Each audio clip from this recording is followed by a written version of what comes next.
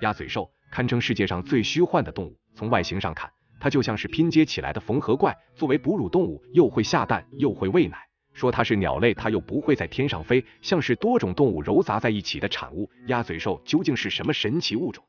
鸭嘴兽最初出现在澳大利亚，当时澳大利亚成为英国的殖民地。英国人发现这种奇怪的生物后，便将这家伙的标本寄往了英国做研究，看看这到底是个什么神奇物种。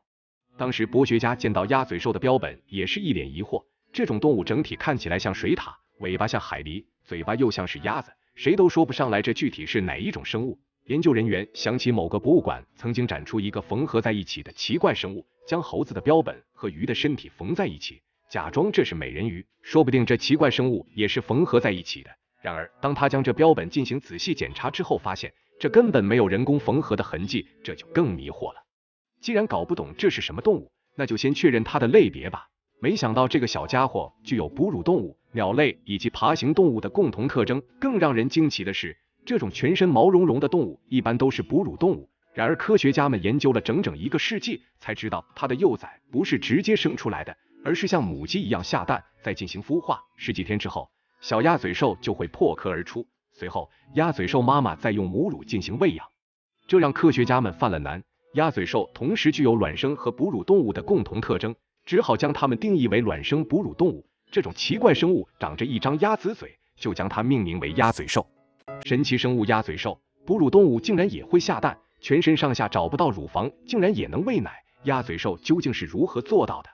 一开始人们确实认为鸭嘴兽是哺乳动物，后来惊奇地发现它竟然会下蛋。鸭嘴兽虽然在水中觅食，大部分时间都在水中度过，但它并不能完全算是水生动物，它们还是要回到陆地上生活，在水岸上掏出一个很深的洞，这就是鸭嘴兽的洞穴，在洞穴中休息，躲避天敌，产卵。雌性鸭嘴兽和雄性完成交配后，会独自回到洞穴中为产卵做准备。它们会再次扩建自己的洞穴，洞穴中的空间必须足够大，也要足够隐秘，这样才能保证自己和小鸭嘴兽的安全。雌性鸭嘴兽每次会产出1到3枚卵，经过10几天的孵化，小鸭嘴兽就会破壳而出，随后雌性鸭嘴兽就会用母乳来喂养小鸭嘴兽。正是因为有如此独特的繁殖方式，科学家们这才将它定义为卵生哺乳动物。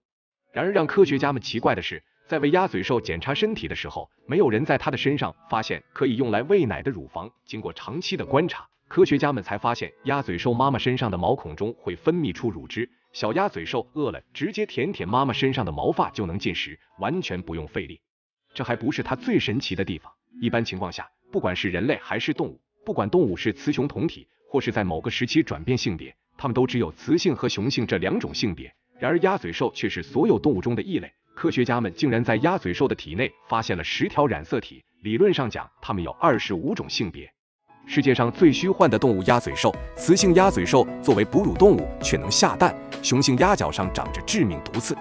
鸭嘴兽的长相本身就不同寻常，总是被人们认为是几种动物拼接在一起的产物，而雌性鸭嘴兽同时具有下蛋、孵蛋和哺乳能力，这也足以让人震惊。更没想到的是，雄性鸭嘴兽的后脚有一对充满毒刺的毒液，哺乳动物很少有自带毒性的，鸭嘴兽就是其中之一。它们的毒针直接连接着腺体，随时都能产生毒液。鸭嘴兽的毒液毒性并不像蛇类那么强，不会直接导致大型动物甚至人类死亡，它们的毒性只能杀死一部分的小型动物。虽然不会对人类的生命安全构成威胁，但人类被它的毒针刺到之后，受伤部位也会出现一定的痛感，这种疼痛感强烈又持久，甚至会持续好几个月。可以想象被蜜蜂叮咬了一口，虽然不会影响正常生活，但总能感觉到疼痛。不同的是，被鸭嘴兽的毒针刺伤后，疼痛感会更加明显和强烈。如果有一天在野外遇到鸭嘴兽，千万不要因为这家伙长相独特就随意靠近，鸭嘴兽可不好惹。